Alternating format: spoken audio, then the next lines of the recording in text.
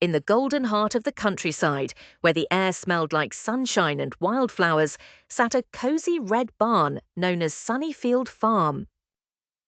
The farm was alive every morning with cheerful chatter, clucks, moos, quacks, and even the sound of a squeaky wheelbarrow. And right in the middle of it all stood Rusty the Rooster, the proudest bird this side of the hills. Every day before dawn, Rusty would climb onto the fence post, puff out his chest, and belt his mighty wake-up call.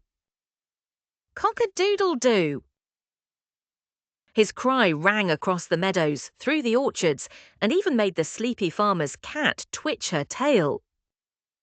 "Rise and shine, everyone! Time to start another beautiful day," Rusty crowed. "Ugh, already?" grumbled Millie the Cow, rolling over in her straw bed. "It feels like I just closed my eyes."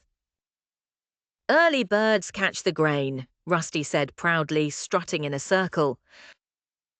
"Then I'm glad I'm a cow," Millie muttered with a sleepy chuckle.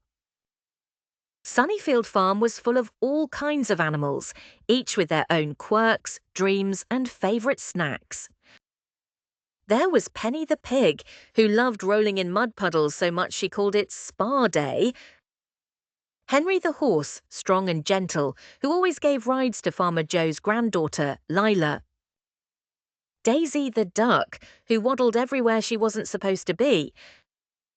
And Benny the cat, who pretended not to care about anyone but secretly checked that everyone got home safe each night.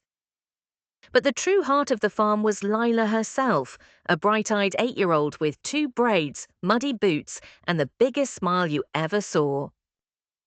Every weekend she came to stay with her Grandpa Joe the farmer. She didn't just visit, she helped. She fed the hens, brushed Henry's mane until it gleamed, and always gave Penny's ears a gentle scratch.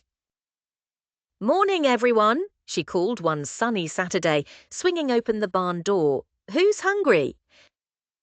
A chorus of happy sounds filled the air.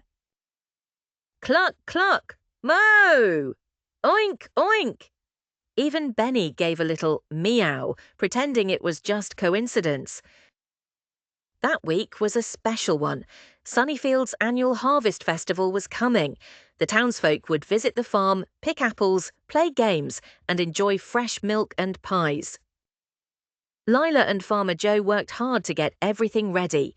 She made colourful signs that said, "Welcome to Sunnyfield Farm," while Farmer Joe painted the fences bright white. Rusty the rooster strutted proudly. "I'll make sure everyone wakes up on time for the big day." "Good idea," said Farmer Joe. "And Millie, make sure to stay close to the fence. The little kids love seeing you." "Of course," said Millie, swishing her tail. Everyone had a job, everyone except Penny. "What can I do?" asked the pig eagerly.